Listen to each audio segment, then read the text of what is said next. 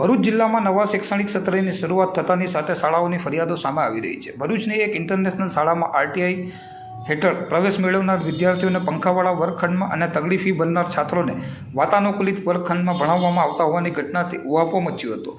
અંકલેશ્વરના દીવા રોડ પર આવેલ સ્વામી વિવેકાનંદ સ્કૂલમાં શૌચાલયને અડીને આવેલ સ્ટોર રૂમમાં ઊભા કરાયેલા વર્ગખંડમાં ધોરણ 1ના ભૂલકાઓને ભણાવવામાં આવતા હોવાના આક્ષેપ સાથે વાલીઓએ હોબાળો મચાવ્યો હતો। વિદ્યાર્થીઓ પાસેથી તગડી ફી વસૂલતી શાળાઓ વિદ્યાર્થીઓને પૂરતી સુવિધા આપવામાં નિષ્ફળ રહી હોવાનું ફલિત થઈ રહ્યું છે। શાળામાં હોબાળો મચાવનાર વાલીઓનું કહેવું છે કે વિદ્યાર્થીઓને એટેચ ટોયલેટ બાથરૂમવાળા સ્ટોર રૂમની અંદર વર્ગખંડ બનાવીને અભ્યાસ કરાવવામાં આવી રહ્યો છે। ટોયલેટ બાથરૂમની અસંખ્ય દુર્ગંધની વચ્ચે અભ્યાસ કરવો પડે છે, જેથી એક વિદ્યાર્થીની બીમાર પણ પડી ગઈ હતી। વર્ગખંડ બદલવા તથા સ્વચ્છતા, પાણી, અભ્યાસ, ટ્રાન્સપોર્ટ, નાસ્તા જેવી પ્રાથમિક વિવિધ મુદ્દાઓ પર વાલીઓ દ્વારા વારંવાર રજૂઆત કરવા છતાં તેમની રજૂઆતને નજરઅંદાજ કરવામાં આવી હતી। સોમવારના રોજ વાલીઓ તથા વિદ્યાર્થી નેતાઓએ શાળામાં પહોંચીને હોબાળો મચાવતા મેનેજમેન્ટમાં દોડધામ મચી હતી। વાલીઓએ આચાર્ય તથા મેનેજમેન્ટને રજૂઆત કરતાં તેમણે યોગ્ય પગલાં ભરવાની ખાતરી આપી હતી। ચાંદની નામની વાલીએ જણાવ્યું હતું કે ગંદકીના કારણે મારી બાળકી બીમાર પડી છે। સાફ સફાઈ બાબતે અગાઉ પણ રજૂઆત કરી હતી, પણ કોઈ કાર્યવાહી કરવામાં ના આવતા અમે શાળાએ આવ્યા છીએ, તેમ વાલીઓએ જણાવ્યું હતું। બાળકોની ઉંમરને ધ્યાનમાં રાખી નીચે વર્ગખંડ રાખવામાં આવ્યો છે। સોમવારે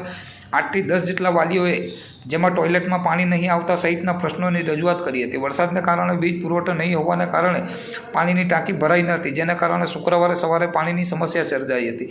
ધોરણ 1નો વર્ગખંડ નાના બાળકોની ઉંમરને ધ્યાનમાં રાખતા ગ્રાઉન્ડ ફ્લોર પર રાખવામાં આવ્યો છે, જે શૌચાલયની બાજુમાં આવેલ છે, પરંતુ આ બાબતે જે રજૂઆત થઈ છે તેનું યોગ્ય નિરાકરણ લાવવામાં આવશે, તેમ રચના શેઠ એસવીએમ સ્કૂલ આચાર્યએ જણાવ્યું હતું। ભરૂચ જિલ્લાની અંદર શૈક્ષણિક સત્ર શરૂ થતાં જ શાળાઓની પોતાની મનમાની શરૂ થઈ ગઈ છે। વિદ્યાનું મંદિરની અંદર વિદ્યા આપવાના બદલે ફક્ત ને ફક્ત પૈસા ઉઘરાવવાનું સાધન બની ગયું હોય એ પ્રમાણેનું લાગી રહ્યું છે। અંકલેશ્વર સ્થિત દીવા રોડ સ્થિત સ્વામી વિવેકાનંદ સ્કૂલની અંદર વિદ્યાર્થીઓને, પહેલા ધોરણના વિદ્યાર્થીઓને સ્ટોરરૂમની અંદર, જે સ્ટોરરૂમ એટેચ ટોયલેટ બાથરૂમ સાથે આવેલી છે, એની અંદર અભ્યાસ કરવામાં આવી રહ્યો છે। ગંદકીનું સામ્રાજ્ય હતું, અસહ્ય દુર્ગંધ મારતી હતી, એમાં વિદ્યાર્થીઓ કેવી રીતે બની શકે, સાથે સાથે શિક્ષકો પણ કેવી રીતે બનાવી રહ્યા છે એ પણ એક વિચારવા જેવો પ્રશ્ન છે।